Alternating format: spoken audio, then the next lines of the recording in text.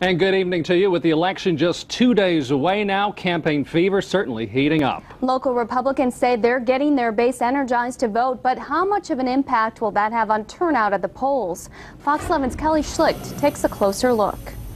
As presidential hopefuls like Rick Santorum and Mitt Romney once again travel around Wisconsin, local Republicans say it's been an exciting time getting to meet and greet the candidates.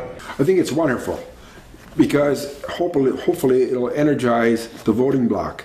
Wisconsin does not have a record turnout of voters. You know, Brown County in the last election had something like 38%, which is terrible.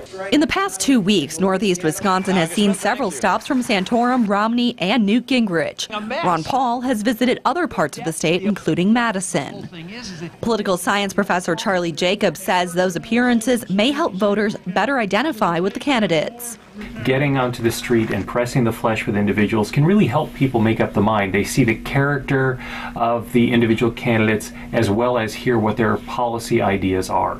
But Jacobs says excitement within a party's base may not translate into higher numbers of people voting in Tuesday's primary election. On the one hand, we have a very competitive race for the GOP nomination, something we really haven't had in the state since the 1980 election. I would expect that we're going to see some average turnout, but I don't expect to see people flooding the polls this Tuesday. Jacobs says latest polls favor Romney to win in Wisconsin. Brown County Republicans say they aren't endorsing any candidate until after the election. I never count anybody out. And with the days before the primary dwindling, party organizers say it's time for the public to take action. I don't care what your views are. My goodness, go out and vote. Kelly Schlicht, Fox 11 News.